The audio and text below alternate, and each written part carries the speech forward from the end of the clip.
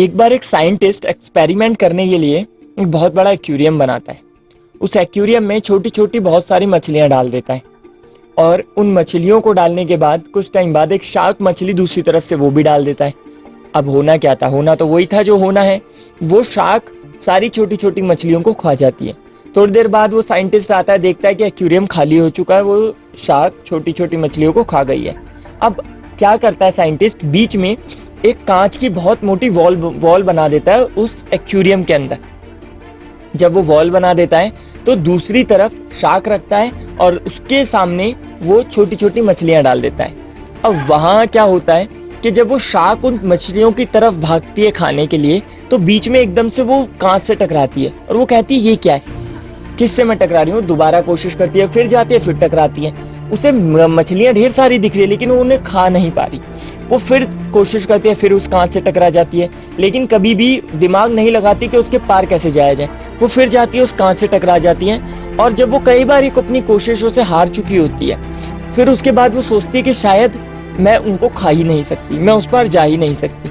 फिर वो अपना एक कंफर्ट जोन बना लेती है और उस कंफर्ट जोन में ही बैठ जाती है कि मैं जब उन मछलियों तक नहीं पहुंच पा रही हूँ तो मैं कैसे ही उन्हें खा पाऊंगी। उसके बाद क्या होता है कि वो अगले दिन आता है साइंटिस्ट, बीच में से वो कांच की वॉल हटा देता है।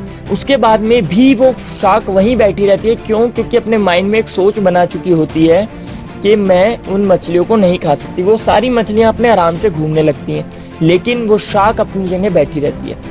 सो शार्क कंफर्ट जोन में बैठी है कि मैं शायद उन्हें नहीं खा सकती।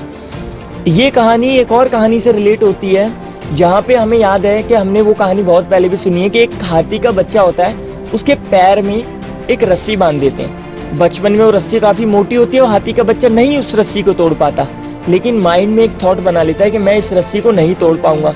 वो हाथी का बच्चा पूरा बहुत बड़ा हाथी बन जाता है, पूरा अपनी युवावस्था में आता है, लेकिन उसके माइंड में क्या रहता है कि वो इस रस्सी को नहीं तोड़ पाता, तो उस रस्सी से ही जिंदगी भर वो बंधा रहता है।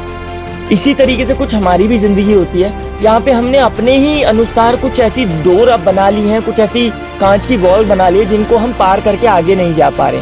हम ये नहीं सोच पा रहे कि हम इस काम को कैसे कर सकते हैं, बजाय इसके कि हम इस काम को कैसे नहीं कर सकते पे ज़्यादा ध्यान देते। पुराने एक्सपीरियंसेस कुछ ऐसे होते हैं हमारे साथ जो कि शायद गलत हुए हुए होते हैं, लेकिन हम बार बार कांच से टकरा रहे हैं, उसे पार नहीं कर पा रहे। सो हमको सोचना है कि उसके पार कैसे जाना है, बजाय अपने कंफर्ट जोन में बैठ जाने की।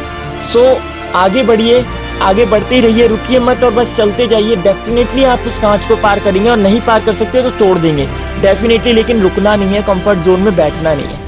ऑल्दो ये पूरी दुनिया इस वक्त एक ग्लोबल क्राइसिस से गुजर रही है और जहाँ इस पूरी दुनिया में एक चैलेंज है कोरोना को लेकर, उससे बड़ा चैलेंज है अपनी इनकम सोर्स को मेंटेन करे रखना। सो यहाँ पे मैं कैंपेन रन कर रहा हूँ जहाँ पे जो लोग अपनी जॉब खो चुके हैं, जो लोग अपना सेकंड इनकम सोर्स अर्न करना चाहते हैं, अगर कुछ ऐसे लोग हैं सो वो मुझे मेरी वीडियो पे जैसे भी जिस भी थ्रू मेरे को कमेंट कर सके, मेरे से कनेक्ट हो सके, वो कनेक्ट हो। मैं उनको यहाँ पे बताऊंगा कि कैसे वो अपनी सेकंड इनकम सोर्स बना सकते हैं, कैसे वो अपनी ज़िंदगी में आगे बढ़ सकते हैं, कैसे वो उस एक डोर को तोड़ सकते हैं जो उस वक्त एक हाथी के बच्चे के पैर के में बंधी थी और अब वो बड़ा हो चुका है, आप भी बड़े हो चुके हो। सो अब ये टाइम है कुछ करने का, अब ये टाइम है अपना।